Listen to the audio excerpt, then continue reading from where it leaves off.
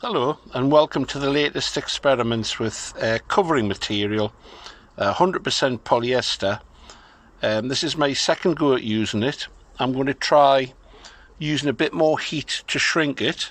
I'm still going to apply it with the dope, and that's why I'm outside, but I'm going to try a varnish covering to fill the pores once I've done that and see how it goes.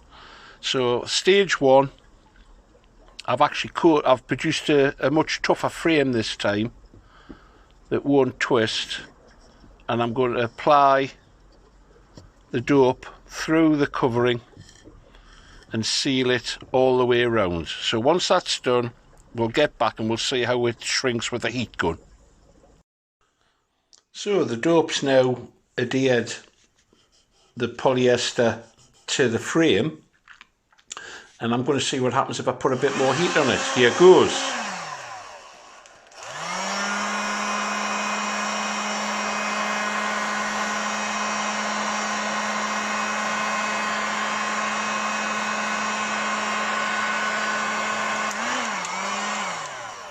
Well, there's the answer.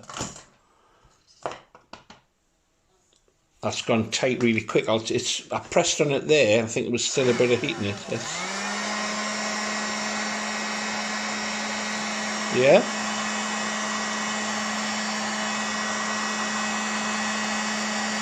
Definitely goes tight. I think I might have overcooked it a bit there. We'll see. Bit more heat. See what happens.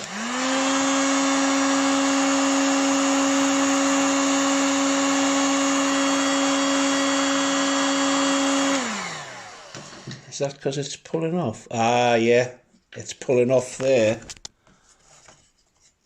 I think because the heat's being applied to it.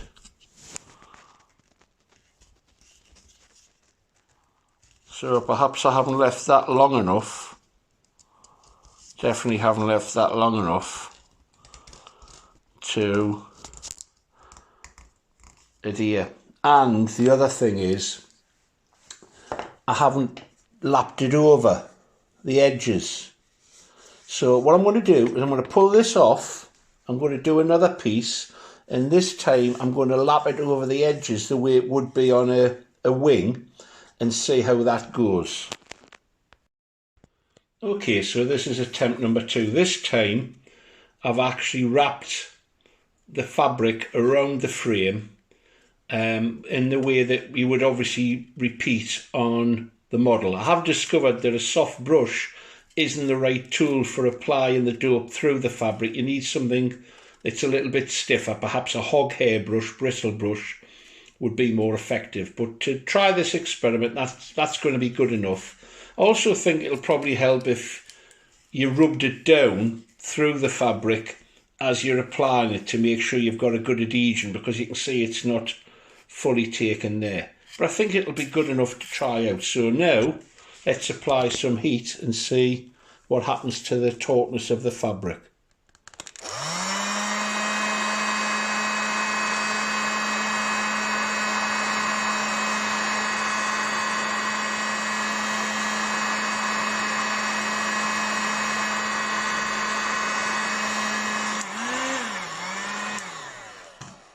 Well, there's the answer. That's okay.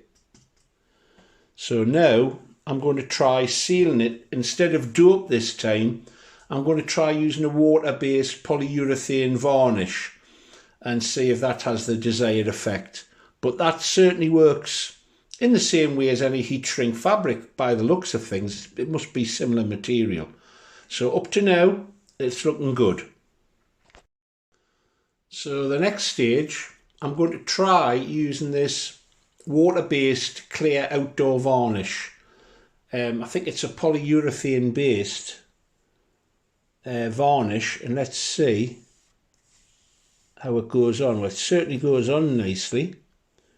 The problem with the dope seems to be that it sets extremely quickly, and that means that you get a lot of brush marks in the application, but that goes on much better.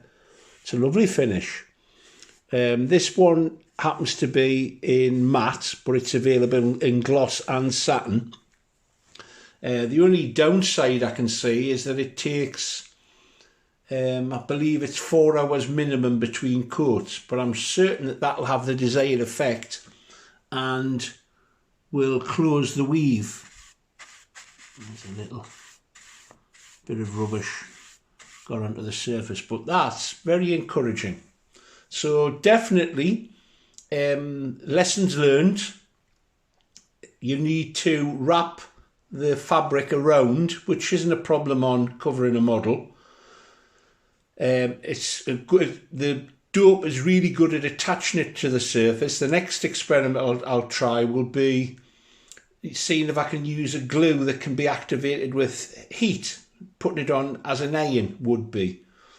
But that works, and the heat shrinking certainly works with the heat gun. And this water-based outdoor clear varnish seems to have the desired effect and goes on certainly much easier than the dope does. So quite a few lessons learned there. I'm pleased with that as a next stage in the experimentation. Bye for now. So this is dried now.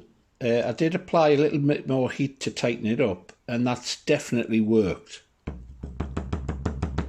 That's definitely drum tight.